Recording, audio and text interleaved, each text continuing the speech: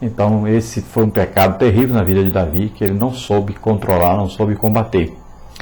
Mas sempre se arrependia e sempre alcançou a misericórdia de Deus, como nós vemos aí estudando a vida de Davi. Se você quiser estudar mais assim sobre a vida de Davi, você pode ver sobre essa união do reino de Israel em torno de Davi, né, a liderança de Davi. Você lê aí 1 Samuel, 2 Samuel, e você vai ver que esses livros foram escritos aí, principalmente devem ter sido escritos por Samuel, e ele teve a ajuda aí do profeta Natan, né, como nós vemos na palavra de Deus. Também ele teve a ajuda aí do vidente ou do profeta, né, o Gade, também a ajuda de Abiatar. Você pode ver lendo a palavra de Deus, que são aqueles que ajudaram na escritura desses livros aí de 1º e 2º livro de Samuel. Então esses dois livros provavelmente devem ter sido escritos aí uma data posterior à divisão do reino em 2 partes, divisão que aconteceu logo depois do governo de Salomão, 931 a.C. É claro que começaram a ser escrito antes, mas foram juntados aí, né, fizeram uma coleção desses livros, que cada parte era feito um rolo, né? Então juntaram isso aí aproximadamente em 931 a.C., por causa do comentário encontrado aí em 1º livro de Samuel 27:6, que diz: pelo que Ziclag pertence aos reis de Judá até o dia de hoje, está escrito aí. Embora com frequência então fosse traçada uma diferenciação entre Israel e Judá, e embora Davi tenha reinado em Judá por 7 anos e meio antes da unificação do rei, não havia reis em Judá antes dessa data. Então, a data aproximada da unificação do reino de Israel pode ser entre 931 a 722 a.C. Então é uma aproximação, ninguém sabe corretamente essas datas. Você pode ver no mapa aí Isbosete e Abiné, que governava Israel, a parte de cima, Davi, na parte de baixo, Judá.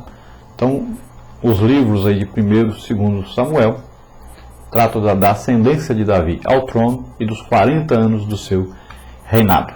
O livro está enfocado na sua pessoa, na pessoa de Davi, e começa com a morte de Saul e Jonatas, na batalha do Monte Gilboa. Davi é então ungido rei sobre Israel, sobre a parte de Israel que é Judá, parte de baixo, e a própria tribo de Davi, né? E aí um jogo de poder pela casa de Saul, entre Isbosete, que é filho de Saul, Isbosete, e Abiné, comandante-chefe dos exércitos de Saul. Embora a rebelião tenha sido sufocada, esse relato sumário então descreve os 7 anos e meio anteriores à unificação do reino por Davi.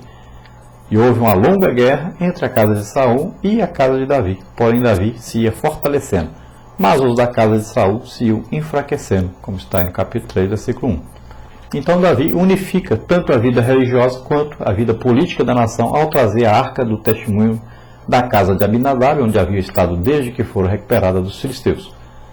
E Davi então conquista Jerusalém e coloca a arca em Jerusalém. Você veja aí a comparação entre os reinos de Saul e de Davi e de Salomão. Nesse mapa aí que você vê as conquistas que foram feitas. Veja que os reinos de Saul era bem pequenininho, o reino de Davi aumentou bastante o território e Salomão ainda aumentou mais ainda. O tema do rei vindouro, o Messias, é introduzido aí quando Deus estabelece uma aliança perpétua com Davi e seu reino. Então você pode ver no capítulo 7, versículo 16, né, que diz: teu trono será firme para sempre. Então Davi derrota com sucesso os inimigos de Israel e inicia-se então um período de estabilidade e prosperidade para Israel.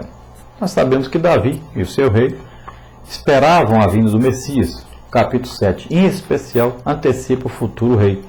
Deus interrompe os planos aí de Davi de construir uma casa para a arca e explica que enquanto Davi não pode construir uma casa para Deus, Deus está construindo uma casa para Davi.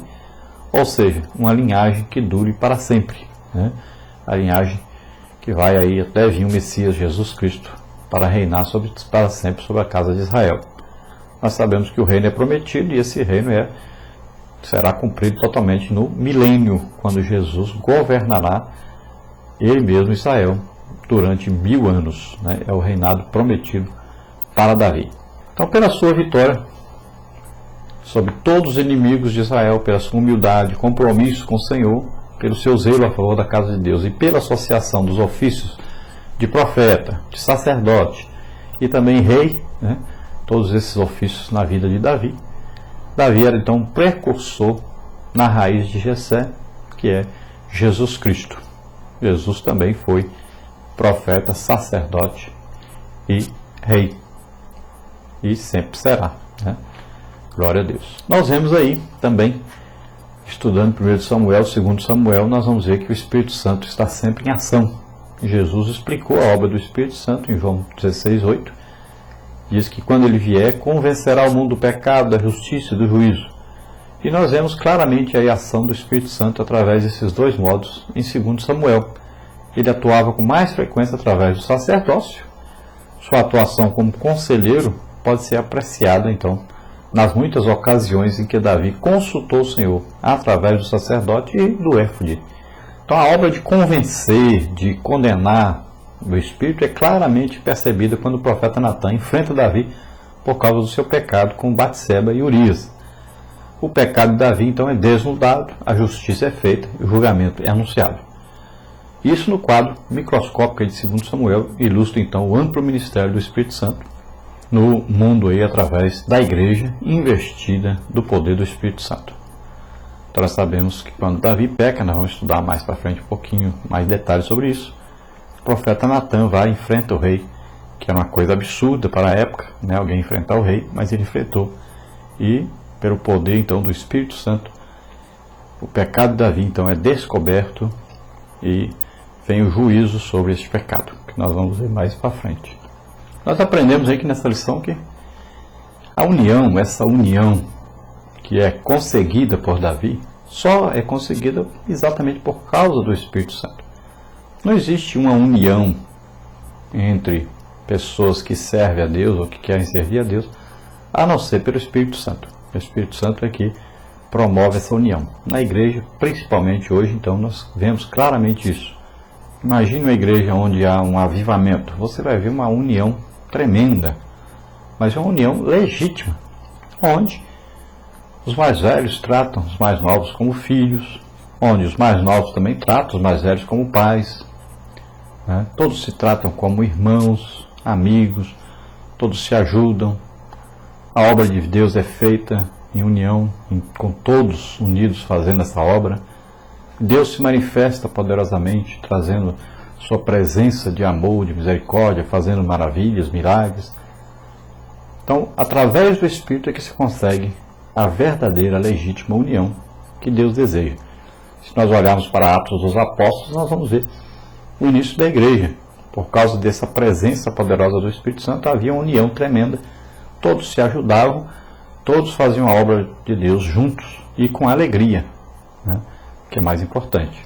Vamos ver nesse quadro aí um resumo então da situação da época de Davi ali, quando ele foi então colocado para ser rei sobre todo Israel. Então Davi tinha 30 anos quando começou a reinar. Vamos ver a duração do reinado, aí o tempo arredondado. Vamos ver a amplitude do governo, duração e sede do governo de Davi. Então, primeiro aí nós vemos que Davi tinha 30 anos, a duração do seu reinado foi 40 anos, o total, e sabemos que foi 7 anos e 6 meses sobre a tribo de Judá, com sede em Hebrom. Depois, 33 anos ou 32 anos e meio sobre todo Israel, em Jerusalém. Então, o reinado de Davi durou 40 anos. Esse número é obtido somando-se o tempo que ele reinou em Hebrom, sobre Judá, ao tempo que ele reinou em Jerusalém, sobre todo Israel. Por ser o tempo informado pela Bíblia, este é o período adotado em nosso estudo, apesar de pequena diferença de relato existente aí entre os textos de 2 Samuel 2:11, 5:4-5 e 1 de Crônicas 3:4, onde consta que Davi reinou em Hebrom 7 anos e 6 meses. E o outro texto, 1 de Reis 2:11, 1 de Crônicas 29:27, onde o tempo em Hebrom é arredondado para 7 anos. Embora isso ocorra, todos os textos concordam e consideram então o tempo de governo de Davi totalizando 40 anos.